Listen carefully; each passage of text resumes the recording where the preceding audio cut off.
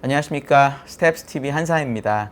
오늘은 제가 보니까 3달 정도 전에 앙드레 코스톨라니가 쓴 돈 뜨겁게 사랑하고 차갑게 다뤄라라는 책 소개를 했었거든요. 그거에 이어서 다른 권 하나를 또 소개시켜 드리려고 합니다. 이 책도 제가 20년 전에 처음에 이제 주식 공부 시작할 때 샀던 3권의 책 중에 한 권이기도 한데요. 제목은 뭐냐면 그 주식시장 흐름 읽는 법이라는 책입니다. 이거는 1990년도에 나왔고요. 일본의 우라가미 구니오라고 하는 애널리스트가 쓴 책입니다. 제가 그 당시에 3권의 책을 샀었는데요.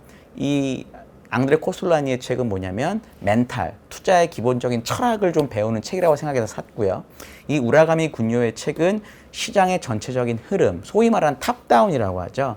이 시장의 전체적인 흐름을 느끼는 차원에서 이 책을 샀고요. 사실 이 나머지 한 권은 뭐냐면 이제 개별 주식에 대한 내용, 그러니까 벤자민 그레엄이라는 사람이 1930년대 쓴 현명한 투자자, 요렇게 3권을 이제 저는 가장 뭐랄까 기본서라고 생각하고 책을 샀었어요. 그래서 처음에 제가 멘탈을 잡는 책인 앙드레 코스톨라니의 돈 뜨겁게 사랑하고 차갑게 다뤄라를 이야기 드렸고요. 요번에 이제 조금 탑다운 관점에서 시장을 보는 거를 이야기해주는 이 책을 소개시켜 드리려고 합니다. 그리고 다음에 좀 시간이 되면 다음 기회에 벤자민 그레엄의 이 책도 소개시켜 드릴 기회를 제가 갖도록 하겠습니다. 이 우라가미 군요라는 사람은 보니까요. 1949년, 그러니까 지금부터 거의 뭐 60, 70년 전이죠. 70년 전에 애널리스트로서 금융시장에서 경력을 시작을 했고요. 그리고 말년에는 일본의 테크니컬 애널리스트 협회장까지 지냈습니다. 그러니까 이 이력을 보시면 알 수 있는 게 이 사람은 뭐 바텀 피싱 해가지고 종목을 사거나 이런 쪽이 아니라 시장의 흐름, 움직임에 잘 대응해가지고 그때그때 맞는 전략을 취하는 사람이라고 보시면 될 것 같아요. 근데 여기서 되게 중요한 게 이 책이 1990년에 나왔거든요. 그래서 전 이걸 2000년대 초반에 샀으니까 지금 혹시 이 책이 없으면 어떡하냐 생각할 수 있는데 제가 그래서 서점에 가봤습니다. 보니까 올해 7월 달에 이 새로운 개정판이 나왔더라고요. 그래서 이 책을 가시면 충분히 구하실 수가 있고요. 또 하나는 1990년이잖아요. 이때가 언제냐면 일본의 니케이 지수가 고점 찍고 내려오는 과정, 그 엄청나게 강세장을 보였다가 내려오는 과정이었고, 일본의 80년대 버블 이 경제를 다 누리고 꺾일 때 나온 책이에요. 그러니까 지금 이 책에서 이야기하는 거를 지금 미국 주식 투자하든 뭐 한국이든 어디든 간에 현대에 그대로 기계적으로 대입하는 것은 위험하다라고 생각을 합니다. 그래서 저는 이 책은 아까 말씀드렸던 것처럼 그냥 탑다운 관점, 시장의 흐름 관점에서 주식을 어떻게 보는 게 적절한지 정도를 이해하시는 걸로 받아들이면 제일 좋을 것 같아요. 제가 보기에 이 책에서 좀 꼭 기억해야 되는 건 전 3가지 정도라고 보는데요. 첫 번째로 이야기 드리고 싶은 게 이 국면에 대한 겁니다. 이 우라가미 구니오 씨는 어떻게 이야기하고 있냐면 금리 또는 실적의 방향에 따라서 주식시장은 항상 4개의 국면이 순환한다라고 이야기를 하고 있습니다. 일반적인 강세장인 금융장세, 실적장세 이렇게 지나가고요. 그 다음에 약세장인 역금융장세, 역실적장세 이렇게 항상 순환한다라고 이야기를 하고 있습니다. 이 순환이라는 거는 이 전 책에서 저자 앙드레 코스톨라니도 얘기했던 달걀 순환론하고도 일치합니다. 그러니까 결국은 주식시장은 항상 순환하고 좋을 때가 있으면 나쁠 때가 있고 나쁠 때가 있으면 좋을 때가 있다는 메시지를 주고 있는 거죠. 이건 되게 전 중요하다고 보고요. 그럼 이제 각각의 장세의 특징과 어떻게 대응하는 게 좋은지에 대해서 이야기를 하면 첫 번째 강세장의 시작을 이분은 금융장세라고 말합니다. 금융장세는 언제 생각이 나오냐면 경기는 안 좋아요. 경기가 막 불황이고 사람들이 어렵다고 하는데 그거를 대응하기 위해서 이 중앙은행 또는 정부가 완화적인 금융정책을 쓰는 겁니다. 그래서 완화적인 금융정책을 쓰면서 경기는 안 좋은데 주가가 올라가기 시작한 이 기간을 금융장세라고 이분은 이야기를 합니다. 중요한 사실은 불경기의 완화책이라는 거죠. 이게 그리고 중요한 게 상승장의 시작이라는 겁니다. 말년이 아니라. 그 얘기는 이런 그림이 나오면 앞으로 어느 정도 시장이 좀 오를 수 있겠다라고 봐도 된다는 거죠. 이분은 이 금융 완화책의 예를 뭐로 들었냐면 재할인율 인하라는 걸 그 당시는 재할인율을 가지고 통화 정책을 했기 때문에 일본에서는 그렇게 쓴 건데 지금으로 치면 뭐 이런 거겠죠. 기준금리를 왕창 내려놓고 유지한다라든지 또는 기준금리가 너무 많이 내려와 있기 때문에 우리가 얘기한 QE, 양적 완화를 쓴다든지 이런 것들이 이제 금융 완화의 아주 전형적인 모습이 되겠죠. 이번 같은 경우에는 그 코로나가 오고 나서 미국에서 기준금리 갑자기 100bp 내리고요. QE 시작하면서 이제 금융 장세가 시작됐다라고 보시면 됩니다. 하나 말씀드리고 싶은 거는 이분은 금리 움직임하고 실적 움직임을 가지고 금융 장세를 보는데요. 전 요거를 기계적으로 보는 건 조금 반대합니다. 그 이유는 금리를 보면 1980년대 초반, 그러니까 미국에서 인플레 때문에 금리를 급격히 올리고 나서부터는 금리가 계속 떨어졌거든요. 그러니까 금리의 움직임만을 가지고 이 금융 장세를 체크하기가 되게 어려워요. 예를 들어서 이번에 코로나 때도 보시면 이분이 얘기하는 건 뭐냐면 이 완화책을 금융중앙은행이 천천히 쓴다. 재할인율을 계속 인하해 가면 그 인하하는 과정이 어느 정도 충분히 완화적이 되면 금융 장세가 시작된다라는 건데요. 이번 사례를 보시면 한 방에 다 내려버립니다. 그러니까 결국은 금리가 내려가는 걸 보고 내가 확인해야지 하면 이걸 놓칠 수 있다는 거죠. 그래서 이번 케이스 같은 경우는 금리를 일단 내려놓고 그래도 안 되니까 QE를 하고 그래도 안 되니까 이머징 마켓하고 통화 수합을 하면서 이게 바닥을 다졌거든요. 그러니까 어쨌든 과거처럼 긴 기간이 아닌 짧은 기간에 완화책이 쭉 나오면 이제는 이게 금융장세가 진입하는 시기다라고 이해하실 필요가 있습니다. 근데 어쨌든 중요한 건 이 불경기 중에서 완화책이 나오면서 시장 상승이 시작되는 이 장세를 금융장세라고 한다. 이게 가장 중요합니다. 종목이나 업종으로 보면 이분은 금융장에서 제일 좋은 거는 경기 민감주라고 합니다. 과거에는 그게 맞았을 수도 있는데요. 이번 케이스를 또 한번 돌아보시면 주가가 S&P가 2200인가를 딱 찍고 반등할 때 뭐가 제일 먼저 올랐냐면 그때는 중소형 성장주가 제일 먼저 올랐습니다. 한 10월, 11월까지. 그리고 나서 금리 하락이 멈추고 10년물 미국 국채금리가 다시 오르려고 하면서부터 경기 민감주가 좋아졌고 특히 올해 2월, 3월에 금리가 많이 오르면서 경기 민감주가 날아갔거든요. 그러니까 과거 사례를 보고 장이 빠졌으니까 바로 경기 민감주를 샀으면 오랜 기간 좀 기다려야 됐다라는 거죠. 그러니까 이분이 얘기하는 어떤 국면에서 어떤 업종을 꼭 사야 된다는 얘기는 지금 100% 맞지는 않아요. 그래서 중요한 사실은 금융장세는 상승장의 초기다라는 겁니다. 두 번째 상승장은 실적 장세인데요. 이건 말 그대로 실적 장세입니다. 뭐냐면 경기 좋아졌어요. 기업들 실적이 막 납니다. 그래서 주가가 여기서 한 번 더 날아가는 그런 상황을 얘기하는 거죠. 이렇게 되면 사람들이 정말 주식 얘기 많이 하고 주식에 대한 부정적인 관점이 전혀 없어지고 이러면서 이제 피날레를 그리는 그런 장을 이야기하는데요. 여기서 되게 이해하고 제가 꼭 말씀드리고 싶은 거는 그럼 이 실적 장세라는 게 언제까지 되는 거냐, 언제 끝나는 거냐라는 거예요. 이분이 뭐라고 얘기하냐면 실적 장세는 어느 정도 경기가 확장세가 유지되는 과정에서 물가는 별로 오르지 않고 그래서 중앙은행이나 정부가 긴축 정책을 쓰지 않을 때 이런 기간에 놓여 있으면 실적 장세는 지속된다라고 이야기를 합니다. 지금이 전 딱 어떤 것 같냐면 지금은 2분기에 실적이 다 정상화가 됐어요. 예를 들어 뭐 실적 회사들 다 보면 다 좋습니다. 실적이 안 좋은 회사가 없고요. 예를 들어 어제 엔비디아 실적 나왔는데 너무 괜찮았거든요. 이런 거 좋거든요. 그러고 그 다음에 물가는 막 오르는 것 같지만 이게 중앙은행이 금리를 올려야 될 정도로 물가가 많이 오르지는 않고 있거든요. 그래서 지금 상황은 요 실적 장세랑 대비해 보면 어떤 것 같냐면 저는 이 금융 장세하고 이 실적 장세 사이에 작은 걸로 이 사람은 중간 단락이라는 단계를 만들어서 넣어놨어요. 그러니까 이건 아주 단기간이라는 거죠. 그러니까 지금 상황이 딱 어떤 것 같냐면 요 금융장세에서 실적장세로 제대로 넘어가야 되는데 이게 확실한지 아닌지 사람들이 헷갈려하고 있어요. 왜냐하면 테이퍼링 얘기 나오고 이러니까.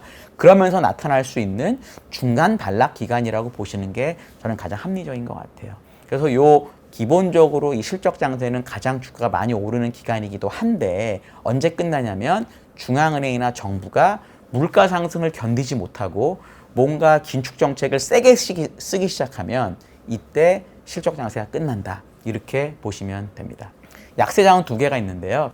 역금융 장세하고 역실적 장세가 있습니다. 이 역금융 장세는 아까 그 실적 장세도 이어져요. 그러니까 실적은 계속 잘 나요. 이렇게 잘 나는 것 같은데 정부에서 시그널을 주는 거죠. 그러니까 시그널을 우리 이대로 계속 가면 물가가 너무 오른다, 긴축해야 된다, 그래서 시작합니다. 그런 과정을. 그러다가 이 긴축의 정도가 사람들이 느끼기에 주식의 매력이 다른 자산, 특히 금리가 많이 올랐으니까 채권 같은 게 되겠죠. 이런 자산에 비해서 매력도가 떨어진다고 느낄 때 요럴 때 역금융장세가 시작이 됩니다. 그럼 이상하게 실적이 잘 나오는데 주가가 별 볼 일이 없어지는 그런 상황이 오는 거죠. 요거를 이제 역금융장세라고 이야기를 하고요. 이제 마지막 역실적 장세는 뭐냐면 진짜 불황. 이렇게 이제 긴축이 왔으니까 다시 불황이 오는 게 자연스러운 사이클이니까 불황이 오고 결국 경기가 안 좋고 뭐 이러면서 실적까지 빠지고 이러면서 이제 주가가 하락하는 바닥을 향해 가는 그 시기를 역실적 장세라고 이야기를 합니다. 이 구니오 씨가 주장하는 건 요 역실적 장세에서 주식을 사야 된다. 우량주를 매입하는 기회로 삼아야 된다라고 이야기를 합니다. 이 책에서 이 구니오 씨는 요게 이 바닥에서 역실적 장세에서 주식을 사는 게 얼마나 어려운지를 얘기해 주려고 이 옛날 일본 투자자의 무슨 명언 같은 거를 하나 갖고 와서 얘기를 해요. 뭐라고 그랬냐면 바닥에서 주식을 사는 거는 바닷물로 뛰어들 수 있는 용기가 있어야 할 수 있는 일이다 라는 식으로 이야기를 하거든요. 그러니까 그 정도로 이 바닥권, 역실적 장세, 막 사람들이 안 좋다고 할 때 주식을 사는 게 얼마나 어려운지를 단적으로 이야기를 해주고 있습니다. 어렵기 때문에 그때 주식을 사기 시작하는 게 되게 중요한 거죠. 요거는 제가 지난번에 이야기했던 앙드레 코스톨라니의 책에 나오는 이 달걀 순환론이 있거든요. 이분도 뭐라 그러냐면 달걀을 하나의 사이클로 봤을 때 주식을 어디서 사야 되냐면 이 달걀을 3등분한 이 하방 마지막 세 번째 단계에서 주식을 사야 크게 먹는다라고 이야기를 합니다. 그러니까 대가들은 어려울 때 주식을 사라는 이야기를 계속적으로 하고 있는 거고요. 이게 이제 첫 번째 제가 이 책에 대해서 얘기하고 싶은 거고요. 두 번째는 선도 종목을 사라라고 이야기를 합니다. 이거는 정말 대단히 중요하기 때문에 제가 이 책에 나와 있는 내용을 한번 그대로 읽어 드려 볼게요. 이 책은 이렇게 생겼는데 아마 지금 책은 조금 다를 수도 있을 것 같아요. 이 옛날 버전의 어디냐 98페이지에 있는 내용입니다. 제가 요걸 한번 읽어 볼게요. 우선 선도 종목을 고른다. 강의 흐름은 가운데가 빠르고 제방에 가까워질수록 느리다. 따라서 배를 타고 강을 따라 내려가는 경우에는 가운데일수록 흐름을 잘 탈 수 있다. 장세의 흐름을 아는 경우에도 시장에서 인기를 모으고 있는 선도주의 주목, 우선 그것에 투자하는 것이 좋다. 이렇게 썼습니다. 이걸 굳이 읽어드린 이유는 정말 중요한 것 같아서 그렇습니다. 왜냐하면 이 국면별로 사야 되는 종목에 대해서 말이 여기 되게 많은데 다시 말씀드리지만 절대 기계적으로 대입하면 안 됩니다. 지금은 그때랑 달라졌어요. 하지만 절대 바뀌지 않는 원칙은 이건 것 같아요. 그러니까 어느 국면이라고 했을 때 특히 우리가 강세장이라는 걸 느꼈을 때는 그 강세장에서 제일 핵심이 되는 사람들이 성장한다고 믿는 업종을 사야 큰 수익이 난다는 겁니다. 틀리면 손절하면 되니까요. 예를 들어 2004, 5, 6, 7년 산업재해 장이었고요. 2011년은 차화정의 장이었고요. 우리나라로 치면 15년, 16년은 면세점하고 화장품의 장이었고요. 17, 18년은 반도체, 뭐 바이오도 고전에 있었고요. 반도체 장이었고 작년부터 있었던 이 우리나라의 장은 카카오와 배터리의 장이었습니다. 이런 식으로 선도주에 대해서 우리가 알고 있어야 조금 늦게 들어가도 룸이 많다라는 거죠. 이거는 30년이 지났지만 지금도 확실하게 저는 적용되는 원칙이라고 보고요. 여기다 제가 하나를 더 더하면 선도주뿐만 아니라 선도 업종도 같이 고려해야 된다라고 저는 말씀드리고 싶습니다. 벤저민 그레엄이 쓴 이 현명한 투자자에는 이 역실적 장세, 어려울 때 버텀 피싱하는 방법이 잘 나와 있어요. 주식 투자 방법론이 잘 나와 있고요.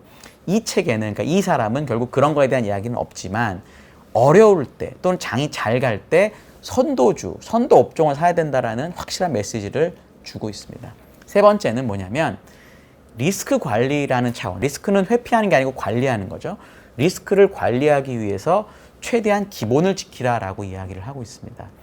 사실 이 책에서 기본이 뭔지에 대해서는 별로 이야기를 안 했어요. 그러니까 이 사람은 그냥 기본을 지키는 게 제일 중요하다고 맨 처음에 써놨는데 저는 책을 보면서 이게 진짜 뭔가 주식에 기본이 있겠구나라고 생각했었습니다. 지금 한 20년 가까이 됐는데 제가 생각하는 기본은 세 가지예요. 이건 제가 지인들 혹시 물어보면 항상 이야기하는 건데 첫 번째는 대출 받아서 주식 투자하는 거는 지양하자입니다. 그리고 만약에 대출을 받아서 할 수도 있어요. 물론 한다면 반드시 장기 대출을 활용해서 하자.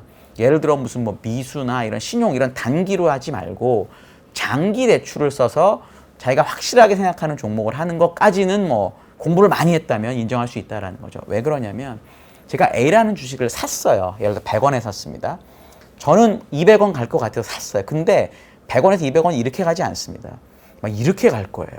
내가 만약에 여기서 여기까지 가는 200원 과정에서 이쯤까지밖에 그 대출 만기가 없으면 얘가 여기 왔을 때 무조건 팔아야 돼요. 왜냐하면 제가 돈을 갚아야 되니까. 이런 일을 방지하기 위해서 대출해서 하지 말라는 거고요. 하더라도 장기 대출을 쓰자라는 겁니다. 두 번째는 포트의 일부는 반드시 현금을 가져가자라는 겁니다. 장이 어려울 때 현금이 없으면 더 불안해져요. 사실 현금이 일부 있다고 해서 이걸로 주식을 더 사는 용기가 나는 사람도 별로 없고 실제로 더 산다고 실제로 평균 단가가 많이 내려가지도 않아요. 근데 제 경험상 현금이 있으면 좀 마음이 편합니다. 왜냐하면 다시 내가 A라는 주식을 샀는데 주가가 빠지고 있으면 그래 시장에서 내가 이 주식을 더 싸게 살 수 있는 기회를 주는구나라고 마음을 다잡을 수 있는 거죠. 그래서 주식이 막 빠질 때 바닥에다 주식을 지지는 그런 우를 범하지 않을 수 있다는 겁니다. 두 번째는 포트의 일부는 저는 반드시 현금을 가져가자라고 생각을 하고요. 세 번째 이 마지막 거는 뭐냐면 모르는 데는 제발 투자하지 말자는 겁니다. 그러니까 물론 제가 확실하게 뭐 신뢰하는 아는 정말 친한 뭐 이런 애널리스트 이런 사람들 말이 아니고요. 정말 친한 사람이 있는데 그분의 뭐 과거 승률을 봤더니 너무 좋아서 저 사람 말을 따르겠다. 뭐 이런 것도 잘 별로 안 좋아요. 안 좋은데 뭐 이 정도까지는 100번 양보해서 받아들일 수 있는데 그냥 뭐 신문에 났다든지 책에 났다든지 누가 얘기하다든지 이런 걸로는 주식 투자하지 말자라는 거예요. 그렇게 되면 그분은 좋은 마음에서 주식을 얘기를 해준 거예요. 이렇게 될 것 같다라고. 근데 내가 확신이 없기 때문에 그분이 좋게 얘기한 거는 여기서부터 여기까지인데 이것도 마찬가지 이럴 수가 있거든요.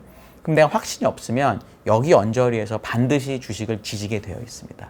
그래서 합리적인 방법으로 공부하고 고른 주식을 투자하는 게 맞지 모르는 거를 함부로 사는 것은 대단히 위험하다라고 저는 생각을 합니다. 이 내용에 관해서 혹시 뭐 의견 있으셔도 좋고요. 뭐 질문 있으시면 댓글 달아주십시오. 제가 답변 드릴 수 있는 거는 최대한 드리겠습니다. 감사합니다.